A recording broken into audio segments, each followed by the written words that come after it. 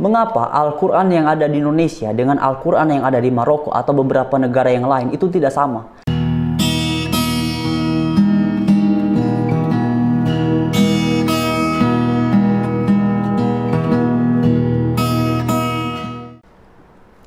Shalom teman-teman, damai sejahtera Tuhan beserta dengan kalian semua, dan semoga semua teman-teman berada dalam keberkatan dan perlindungan Tuhan Yesus Kristus yang luar biasa mengasihi kita semua. Nah teman-teman sekalian, dalam bagian ini kita akan sama-sama menanggapi mengenai klaim yang disampaikan oleh seseorang yang sekarang beliau ini sudah menjadi mualaf. Dan seperti biasa teman-teman, sebelum kita berkomentar lebih lanjut, mari sama-sama kita dengarkan apa yang disampaikannya dalam cuplikan video berikut ini. Yang membuat tertarik tuh pertama punya cerita yang mirip, tapi setelah saya pelajari ternyata berbeda. Bukan mirip tapi berbeda. Oke, gimana? Berbedanya di mana? Berbedanya yang paling pertama kelihatan tuh antara kalau di Kristen kan mereka mengaku bahwa Nabi Isa itu adalah Yesus, adalah Tuhan. Sedangkan di Islam itu mengatakan bahwa dengan tegas bahwa Nabi Isa itu hanyalah seorang nabi. Dia adalah utusan Tuhan, Allah itu sendiri. Oke. Yang membuat kamu yakin bahwa Islam ini lebih indah gimana? Ya, yang buat saya yakin tuh ya itu dia berani dengan tegas mengatakan bahwa Nabi Isa itu hanyalah nabi, dia tuh bukan Tuhan. Bukan Tuhan? Ya. Oke.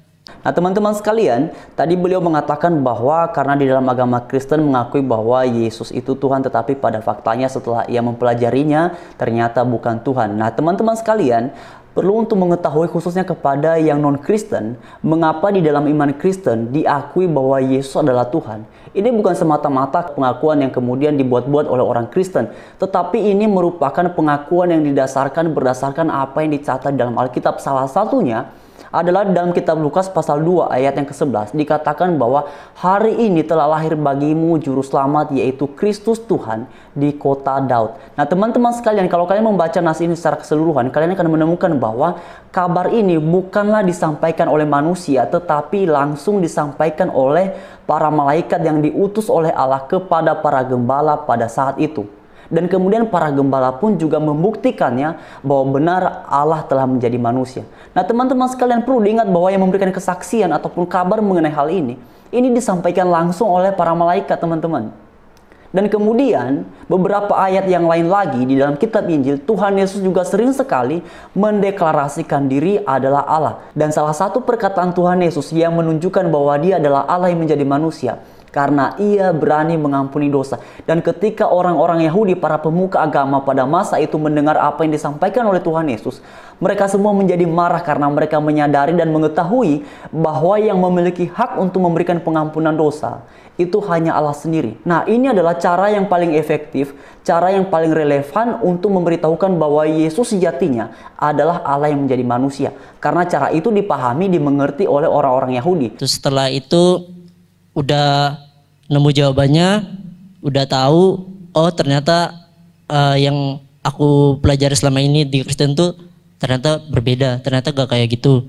Terus kemudian tahu kalau Islam tuh ternyata yang benar tuh adalah Islam. Terus setelah itu nyampein niat ke papa kalau mau jadi seorang muslim.